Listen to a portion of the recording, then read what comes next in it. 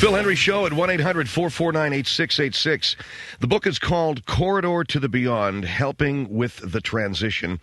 Jim Sadler, Dr. Jim Sadler is with us. He's the author, and it is about, enabling people to make that transition from life to death. And Dr. Sadler, welcome to our program. This is part 2 in our 8-part series, Death in America.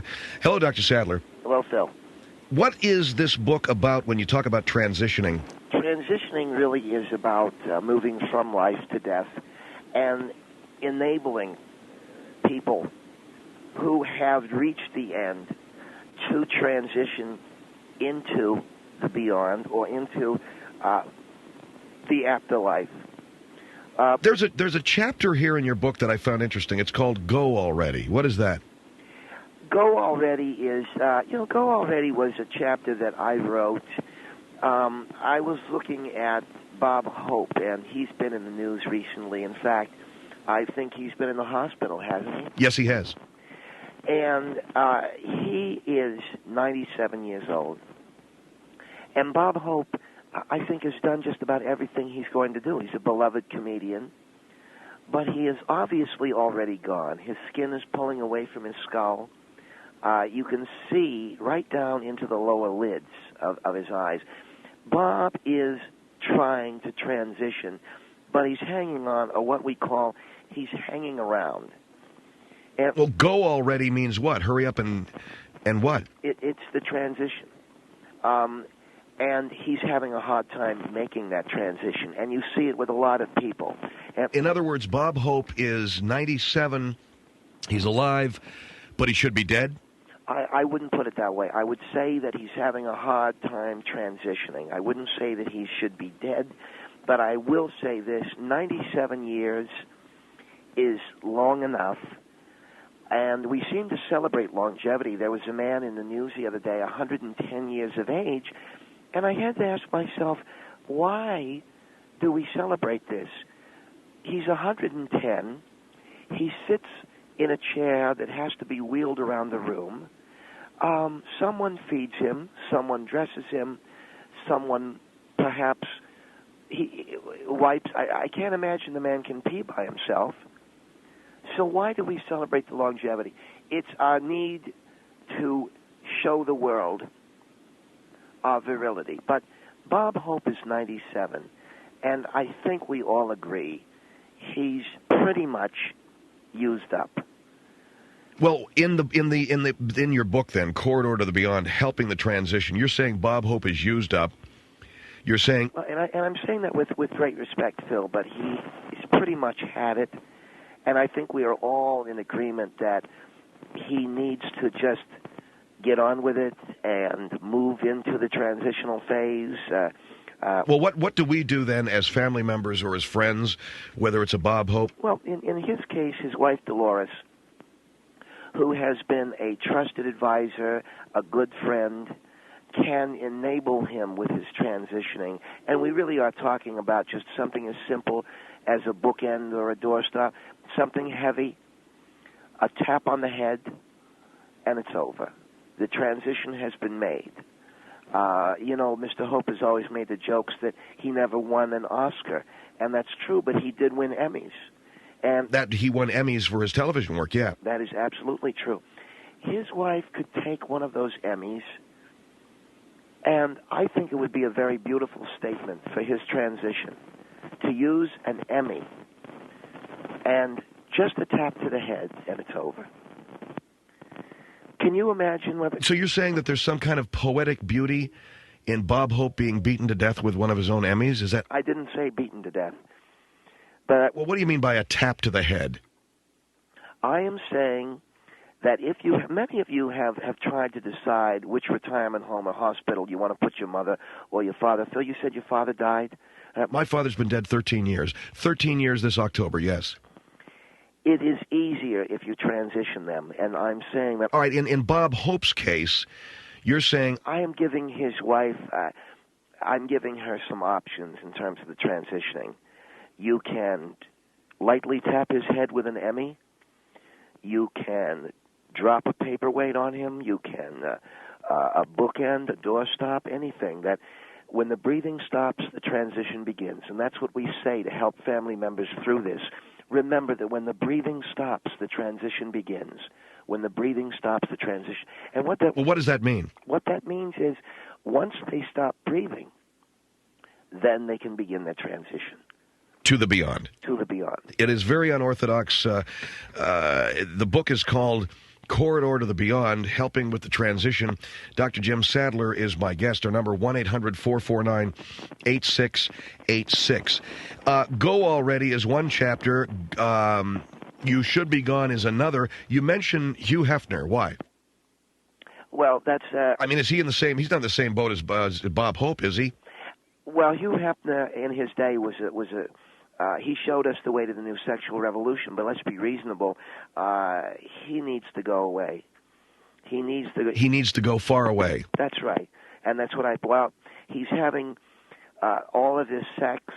The man is pushing 80. It's gotten to be a joke.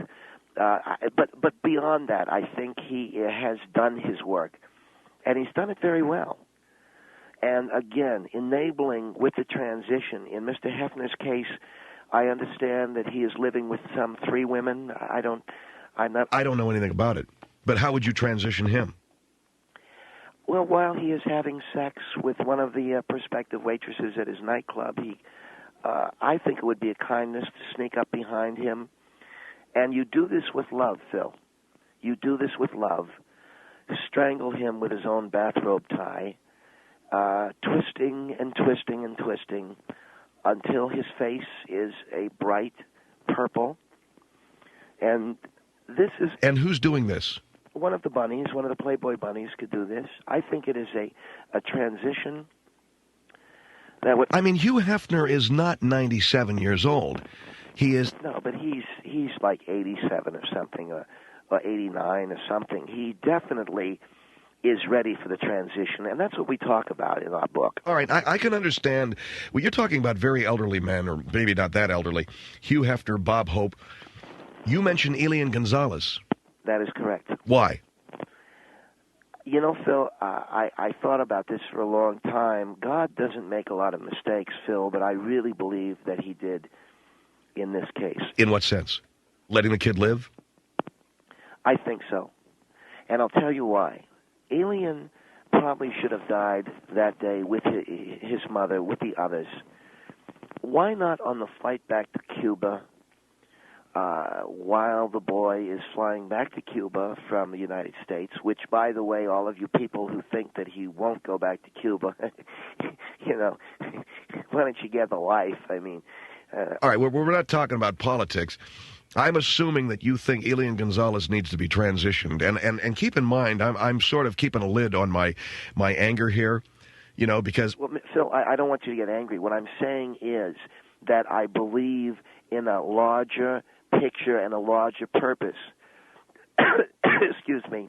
And I think that Elian, on the flight back to Cuba, his father could open up a cargo door and... Don't say it, okay? No, Phil, let's hear me out. Don't tell me what you're thinking, okay? What is wrong with a very loving push out of a cargo door? Very lovingly pushing him out of a cargo door. That is correct. And Phil, when a mother transitions, I really believe that a son should transition as well. And that's what I'm talking about. Our number is 1-800-449-8686, the very unorthodox writings of Dr. Jim Sadler. The book is called Corridor to the Beyond, Helping with the Transition. He believes Bob Hope has lived enough years. It is time to help him with his transition, and that is done by beating him to death with one of his own Emmys. I never used the term beating to death. All right, dropping one of his own Emmys on his head. That is correct. And you don't even have to do that. Just a tap with a bookend or a doorstop, a mason block, anything really, a golf club. Another way that would be poetic for Mr. Hope is if someone were to take him out with a 9-iron. I think that if you look at all of the work he's done with the Bob Hope Classic. So somehow his death must match his life. That is correct. All right, here's Portland on the Phil Hendrie Show. Hello. Yes, my grandfather is 94 years old, and he is very vital. He just passed his driver's test, and he's very functional. However, he is in an assisted living home, but he's still able to leave and go do what he's able to do. Right, yeah. What did he enjoy doing during his life? He works on cars. He tinkers with tools. Works on cars. What would it be like if you were able to... let's just say your grandfather was in a car that he loved, and you're in Portland, correct? Yes. Do you know where Cannon Beach is? Yes. What if you were to take your grandfather out to Cannon Beach, put him behind the wheel of a car that he loves, and just drive it into the surf? Why would I do that? Because he's still fully operable. To help him transition. Drown him in a car? Yes. But he's still completely viable. Why would that would be like doing it to my best friend? Because at the age of 94, we begin our transition, and to see your grandfather sinking into the surf behind the wheel of a car that he loved... I'm sorry? That would kill me. It would kill the woman. You started in the garage by allowing some of the carbon monoxide to leak in. You begin to calm him down. It's peaceful for him. And you just heard what the lady said. It would kill her. So you don't want to drown your grandfather in the surf? I don't understand why I'd do something like that to somebody who is fully vital and functions just like you and I do every day. At 94, it's time. Would you do that to yourself? I don't know how old you are. At the age of 94? Well, for instance, I happen to love dogs. I've always loved dogs. And I hope that the way I go is I'm attacked and rended by Rottweilers. That you're ripped to shreds by Rottweilers? Yes, sir. I'm sorry, but I don't agree with that. There's no difference. Think about it. All I want you to do is think about it. Think about your grandfather sailing off a cliff in one of his favorite cars. Yes, I have. And the explosion. I can't even imagine it because there's no difference if he's 94 or if he's 25. Yes. He's still functioning. She loves her grandfather, and he's a very vital guy. And do you go driving with him, ma'am? Yes, I have. Don't make it worse for her. She's going to lose him soon. Please don't say that. That's awful. The lady loves him, okay? But I'm asking you, imagine your grandfather in a head-on, in his favorite car, in a car that he loved to tinker with, a head-on with an Amtrak train.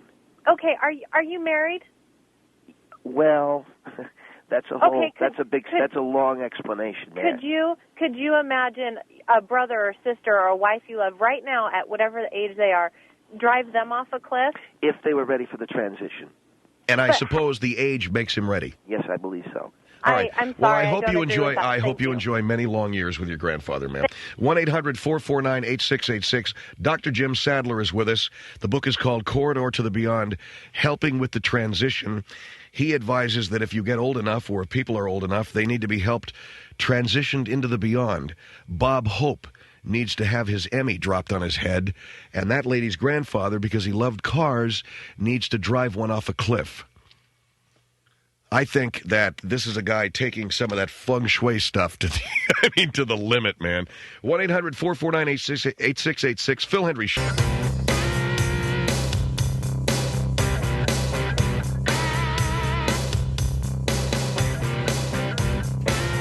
Phil Hendrie Show at 1-800-449-8686. Dr. Jim Sadler is with us. The book is called Corridor to the Beyond: Helping with the Transition.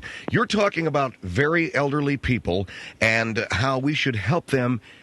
What is the name of the chapter? Go already? That is correct, Phil. And the insensitivity there is not a design to hurt the individual. Go already is a way of saying, let the living be the living, let the dead be the dead. Pope John Paul is another that we deal with. Yeah, you deal with him in one of the chapters. You think that Pope John Paul is using up his supply of oxygen. That is correct. And now, why an oil-soaked rag into his mouth? Because Pope John Paul, I think, has used up his life. You want to put an oil-soaked rag into his mouth and duct tape it shut with a crown of thorns. Because of what he did in this world. Did you see A Few Good Men? getting an oil-soaked rag into the mouth and duct taping it shut. The Pope will transition, and I think it's very, very important. You know something, Phil? If there are people listening to your broadcast right now who have grandparents or parents, you want to transition them, you can exchange nitroglycerin. There's a lot of different things you can do. And you want to transition them. You know, all of this talk of transitioning, telling a lady to drive her grandfather off of a cliff, man, sounds to me like murder, okay? And no, it is not, Phil, and you really don't want to go there. These are people who are ready to go. You are helping them with the transition. We certainly haven't asked yet whether they want to go or not, huh? They are old enough, they're ready to go. Here's Bakersfield on the Phil Hendrie Show. Hello. Hello. Well, I just want to know where this guy gets off talking about murder like this. It's not murder. It's not murder. What choice do we have to make that choice for them? You know, these people are old. They are. When you look at Bob Hope, you see a man who should have died 10, 15 years ago. What is wrong with helping him along? What is wrong with helping him along? And we make choices for old people all the time. We put them in old folk homes. We buy cars for them. We don't buy cars for them. We feed them. We clothe them. Oh, yes. I think it is our choice. Oh, no, I don't think we have that choice. Yeah, well, I do, and I just gave you reasons why we do have that choice. If there's someone in your life, for instance, ma'am, perhaps you. Yes. You know, maybe there's someone in your life who would like to transition you. Well, I'm sure there probably would be. Yeah, there you go. Exactly. So they don't have that choice to make. That's why I say that it helps if we are people cognizant of that woman. Phil, there may be people in her life who would want to garrote her with chicken wire. I don't know. And at what point do you call it murder, for crying out loud? That's what I'm trying to say to you. I don't know, but I know in Bob Hope's case, it would be, we're doing the guy a favor, believe me. San Antonio on the Phil Hendrie Show. Hello. Hi. Yes. From where did this man get his credentials, this doctor? Are you talking, I came in, I honestly thought this was a joke. You talking to me? I'm talking to you, sir. I'm talking about transitioning to the beyond. You're talking about killing people at what you decide is your own will. 97 years old. Bob Hope is 97. What could he possibly do now that he hasn't already done? That is not for you to decide. Whose decision is it then? It's the Almighty's decision. What about his wife? What if his wife wanted to drop one of his Emmys on his head? Are you saying that's wrong? I'm saying that is so wrong. It is just absolutely absurd. I can't believe you. Where did you study? What type of doctor are you? One of the people who came to me, Phil, for advice is... What kind of a doctor are you? Hold on for a minute. I'll tell you in a minute. He exchanged the man's nitroglycerin pills for a nitroglycerin patch for nicotine patch. That is so sick. You shouldn't even be saying things like that over the air. Why? It helps in the transitioning. And you keep talking about transitioning. What about this chapter where you crush up Nembutal and put it into your grandparents' poached eggs? In helping with the transition? In helping with the transition, you're crushing up sodium pentothal and putting it into somebody's oatmeal or poached eggs. And then they sleep. And you pinch off their nostrils and place a hand over their mouth. That's the transition that I'm talking about. It works. It's been working for years. Can you tell me where you studied? Where I studied what? To get your doctor or whatever, MD or psychology or whatever you are. Where did you study? I have a doctorate in phenopharmacology. From where? The University of Victoria. The University of Victoria? Well, madam, if you've never heard of it, you can look it up. Okay? It's a school, and they give out degrees there. All right? Very good. Okay. Buy my book. 1-800-449-8686. On the line, Dr. Jim Sadler, helping people Dr. Jim Sadler was with us. The book is called Corridor to the Beyond, Helping with the Transition, Part 2 of our 8-part series, Death in America. Dr. Sadler, you got a lot of people who are entering the murder word. When you're talking about Bob Hope is 97 and he ought to just hurry up and die, you got a lot of people saying that that's murder. That's not a choice that we are allowed to make. So I'll tell you this much. When somebody is that old and they're taking up space, don't you think it is our duty to make a decision? Look, how long is this guy going to be hanging around? In other words, we have to sooner or later say, all right, time to go, and we've been waiting long enough. And in Bob Hope's case, let's just drop one of his Emmys on his head. I'm trying to. What I'm saying is, I am trying to give you ideas that are creative and that conform to an individual's life. All right. And what do you say to the people who say that it's murder? Well, it's not murder because these are individuals who they're ready to go. I mean, all you got to do is blow on them and they'll fall over. How's that murder? If I went up to Bob Hope and I went, the guy is gone. He would fall over and roll down the street. So, what, am I a murderer? I don't know how to answer that. Of course you don't know how to answer that. But you know as well as I do, I walk up to Bob Hope and I go, and the guy is off the cliff. He's 600 feet to his death. Well, I don't know if it would be that. It might. Well, I don't know if it'd be that extreme. Portland on the Phil Hendrie Show. Hello. Hello. Hello. Yes, hello. I'm just outraged at this person that you've let on your program. He is sick. Dr. Jim Sadler. The book is called Corridor to the Beyond. I don't give a darn. In my book, how old are you? 65. Oh, so in other words, you're angry because you're getting to the transitional period. I am not. Let people live as long as they want to. They're paying their way. Why don't you just get off of there? Because you're absolutely outrageous. Oh, wait a second. And you're a definite murderer. So you ought to be turned into the police. You want people and cleaning taken, up after you. And they ought to hang you or take you. Oh, you want to murder me then? See, yes, you don't want I the do. murder of And I other think people. you ought to be drugged through the streets and tarred and feathered and thrown in a place that. I think you need to get laid. Believe. I think you need to get laid. Is really what you need. I think that you are so sick. You're crazy. You're absolutely, and I'm outraged at the fact that you're on the air because you need to be they begin to worry about their death and put in an institution. All right. What do you say to that, Dr. Sadler? Boy, that's a long list of things. She's old and she's afraid of her own transition. You're an absolutely crazy She's afraid that someone will sneak up behind her and garrot her with chicken wire, and I don't blame her. Oh, chicken wire. Do you have children? All these people are paying Bob their Hope own way. Bob Hope Do you needs to pay go your own way and you write books that are nasty? Bob Hope needs to go already. Well, you need to go already. I've had a college education, are you married? And how could you possibly... Are you married? You bet I am. Your husband play golf slip and I have a 14 handicap. You play now listen, golf. There are more corpses out on a golf course. You need to go to hell in a handbasket. I need to go to hell in a handbasket. I'll make a note of that. Your husband should just slip a pillow right over your face some night and just press gently. And before you know it, you'd stop breathing. What about that? I think she went to hell in a, or we had to go to hell in a hand. Yeah, she hung up. 1-800-449. Well, there you go, Phil. But that is classic of the old people who are afraid of the transition. And so, in other words, she fears the transition. She fears death, and she's angry with me. Of course, she'd be angry with me. I'd be angry with me if I was old, and I'd be angry with me if I was old and had a 14 handicap. Because I hate to break the news to you, sweetheart, that's weak, real weak. I got a grandmother. She's hitting to a 3, and she's 75 years old.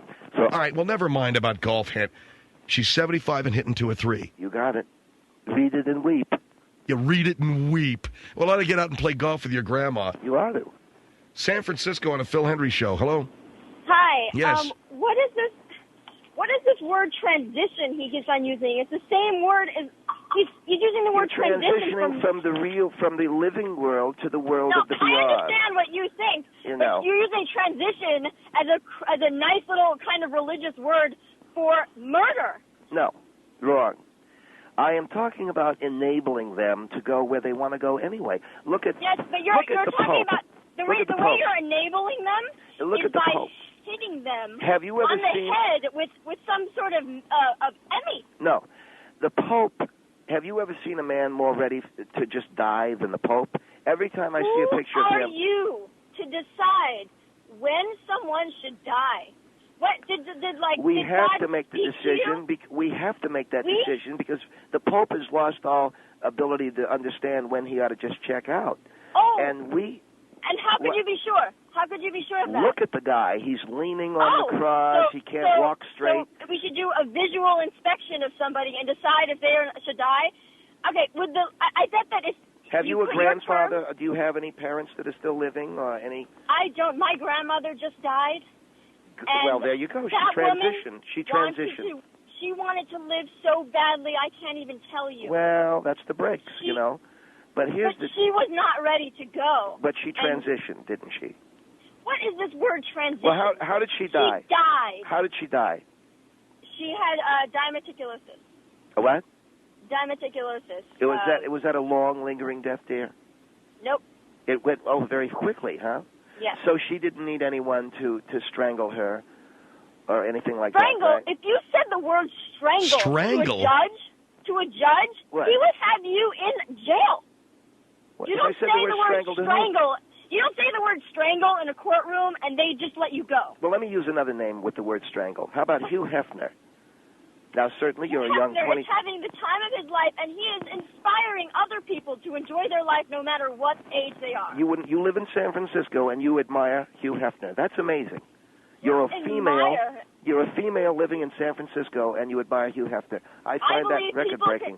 I believe people should express themselves any way they want to. It's a free country. Have you ever crept up behind a boyfriend holding a scarf that you wanted to wrap around his neck? Sure you have. It's the same thing with the elderly. All right, Hugh Hefner, the Pope, and the... Well, forget about the elderly. What about... wanted to take another person's life. You never threw anything at a boyfriend. I'm afraid of a country that has you inside of it. Did you ever throw anything at a boyfriend? Sure you did. Throw something at a boyfriend? Harm? Yeah, at a boyfriend. With the intent to harm. No, just never throw something. In my life. But you did throw something, didn't you? Playfully? As a joke? No, maybe? I mean to take his head off. Absolutely never in my life. Bull crap. Now, well, wait a sec. Forget about the elderly. What about Elian Gonzalez getting pushed out of an airplane? What about this poor little boy? Plenty of people grow up without their parents. I think it's time for the kid to check out. Maybe he wasn't ready to transition, and his life passed. Well, his mother is gone. I'm taking a wild guess with Elian, but his mother's gone, and so's his stepfather. And if you're flying back to Cuba and a cargo door happens to be open, why not walk by and just go, whoops, I am afraid and the kid's out the where window. You are. Oh, madam, I can tell you I've worked on this book for years. Oh, I'm sure. Yeah, worked on it for years. What kind of research do you do with... Killed? How many people have you killed working on this book? No one yet. How many nights have you... What, are you volunteering? Thought about all these... What is this? It's like a death is an art form to you? No, the transition is important. I tell you what, I'd be happy to give you a demonstration. What do you mean? Where are you right now?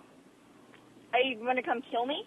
No. Ronald Reagan, that's the guy I was thinking of, Phil. Ronald Reagan. You could park his Jeep near a highway, and he would just wander out onto the street. And he'd transition. That's right. On the grill of a truck. What do you think, ma'am? My God. You have got to be mentally... Mentally what? Can somebody call the police? I'm saying it's a way to Ronald Reagan probably forgot that he's not supposed to wander into traffic. Probably? What's that word, probably? How do you know what he is thinking? Ronald Reagan will transition peacefully through the grill of a car. And when you lovingly just drop him off... You lovingly drop him off. Car. Yes. That's exactly how I want to die, on the grill of a car. Well, you should read my book then, dear. All right. Read my book. Okay. It's the Phil Hendrie Show. Dr. Jim Sadler's book is... I'm not going to promote your book. You know that? I'm not going to say... Why not? I'm not going to say your book. I don't want to talk about your book. Well, you lousy piece of garbage. You said that... Get out of here. Tell anybody the name of that book. Corridor to the Beyond. Available now in paperback. 1-800-449-8686. Phil Hendrie Show.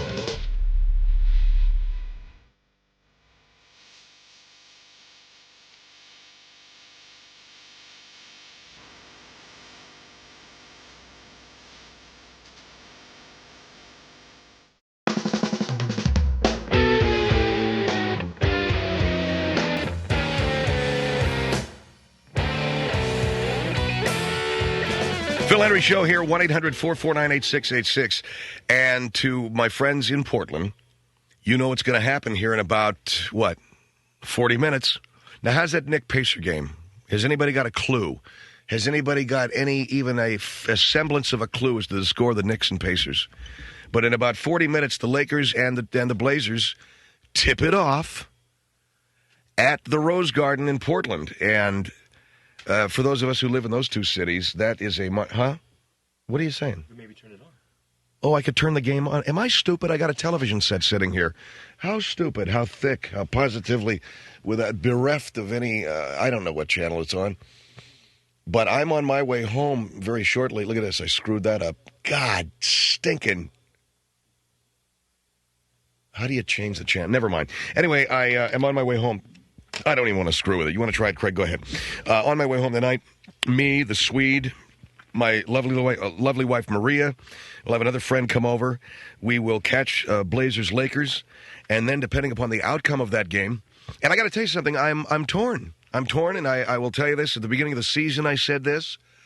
I am not a fan of hired gun sports. I'm not a fan of not that I'm not a fan of free agency. I'm not a fan of what it's done to teams, which is the sort of mercenary mentality crept into professional sports. So that guys are with a team one season, they move on to something else. And I don't necessarily include the Laker team that way so much as hiring the coach, Phil Jackson, to come in and sprinkle a little fairy dust, and boom, next thing you know, these cats are in the finals, and maybe who knows what, this guy's won himself another NBA title with a different team. In the history of the NBA, only one coach, in the entire history of the NBA, only one coach has won championships with more than one team, and that was Abe Pollin. And I don't know. I know one of them was the Sixers. I don't know what the other team was. Only one coach, so that means Chuck Daly hasn't done it. Pat Riley has not done it. And you know what, baby? Phil Jackson may not be able to pull it off either. Because this Portland Trailblazer team, like the New York Knicks, are making statement after statement in the series, and these guys had better bring it. And I'm talking about the Lakers, and I don't want to hear about Kobe's bad ankle and, whatever else is wrong. Because you heard what Jackson said after that game. What was the last game, Mike? Whatever the hell it was, Tuesday night? Here it is, New York 60, Indiana 57. Can you believe this team, this New York Knicks team? Guts to spare. What was that? That was a Pacer three-pointer. It's tied up. Boy, the Knicks suck. Anyway, Jackson said it. He said, you guys, this is going to be a test going up to the Rose Garden. Now, I ain't telling you, I was a Laker fan growing up. I was a Laker fan during Showtime. I was a big Bill Sharman fan, big Pat Riley fan. I was rooting for the Heat all through the Eastern Conference playoffs. I love the Lakers with Shaq and Kobe. I think they got some guys in that ball club that really put out. Am I a huge Phil Jackson fan? How am I supposed to automatically become a Phil Jackson fan when he was a member of the enemy just one short season or two short seasons ago? How am I supposed to love a guy who, frankly, hasn't become a part of this team yet? As far as I'm concerned, he hasn't. And guess what? I got an opinion, too. I'm a fan. Now let's talk about the Portland Trailblazers. They got some interesting guys up there. They got that Rasheed Wallace, or whatever that guy's name is, Rasheed Wallace. That guy's a great ball player, really the heart and soul of the team in a lot of ways. They got that Mike Dunleavy, man. He ought to grow some eyebrows. Boy, is that guy. You talk about a dude that needs a sun lamp. Ugly-looking Irish Mick. Looks like me. You want to know what I look like? Mike Dunleavy, and I ain't happy about it either. And they're just an interesting ball club, and they're not laying down for anybody, and it's going to be back up there at the Rose Garden. And the Lakers said early on, we don't want to go back there. Well, guess what? You're going back there. Now look at this Pacer team tied with New York 62-62. I am torn. I want to see the Pacers do well and finally get to an NBA final because I like Larry Bird, and this is coming from a longtime Laker fan. Like any guy that used to play for the Boston Celtics, that's a tough one. That's rough. But how do you not like Larry Bird after all the years, right? Then the other side of me says I'd love to see the Knicks get in the finals and see the Lakers take them out in 4. And then what we can do is put the rest all of this gutsy, scrappy ball club crap about the New York. Look at this. New York this quarter, Sprewell and Ewing, 19 and 21. 19 of the 21 points. 62-62 in the third quarter. How do you bring yourself to root for a New York team when you grew up in L.A.? Well, the answer to that question is you don't. And when I was standing in that restaurant the other night, and I won't say which one, although we're going to go back there tonight to get another panini, me and the Swede and my lovely Maria, and, if whatever this babe is that Carter's got... I won't get into it. But anyway, we'll be, there having ourselves a drink, and the guy is standing there saying, Knicks! And I said, yeah. He goes, you people aren't Knicks fans? I said, this is the West Coast. Where do you think you are? Oh, well, Jesus, I forgot. You forgot where you were. Aren't you guys Knicks fans? We got so many New Yorkers out here that the place has become polluted to a degree. And that's okay, man. You can root for who you want to. But when I go to a ball game, I don't want to, especially when New York teams show up out here, and like half the stadium is full of New York Giant fans or Knicks fans or Ranger fans or whoever else. It gets a little depressing, It makes me want to go and strangle somebody. It makes me want to go and buy that book and transition myself. Ain't you guys Knicks fans? No, this is, last time I checked, California. I grew up out here, and the problem with that is I was taught to despise not only New York teams, but obviously San Francisco teams. So even though I was a stone Willie Mays fan when I was a kid, I hated the living guts of the San Francisco Giants, and I still do. And nothing comes out of the Bay Area in terms of sports that I have any interest in. 49ers, God, I love looking at that team self-destruct. And the Giants, you know what? The Giants, with the exception of one or two seasons here and there, that team just every year sucks beyond words. Thank you. But here we are with the Lakers and Trailblazers, and I suddenly find myself pulling what? Pulling against the Lakers. Why? I'll tell you why. I want it to be a memorable Sunday. I want to sit down in front of my TV on Sunday and see Game 7 of the Lakers and Blazers and Knicks and Pacers. I want to see that. God, what a beer-drinking day. Oh, baby. Honey, send out for... What are you going to do? You're going to have Gretchen just send out for the platter? Or are you going to make it yourself? Are you just going to send out for the food? And when the relatives call you up and say, would you like to go to church with us, Mike? And you tell them to F off, I'm making myself a salami and eggs. Whatever happens, you ain't moving. You may starve to death, right? Me too. God, wouldn't you want to see that? Come on, Knicks. Come on, Blazers. Tonight. And then we'll all get together over at Mike's house on Sunday. Gretchen will be cooking. She get your mom over there, make some Italian food or something. I don't know. Because that'll be an awesome Sunday, man. Grandma Rose going to cook? Beautiful. It's beautiful. Phil Hendrie Show. 1-800-449-8686.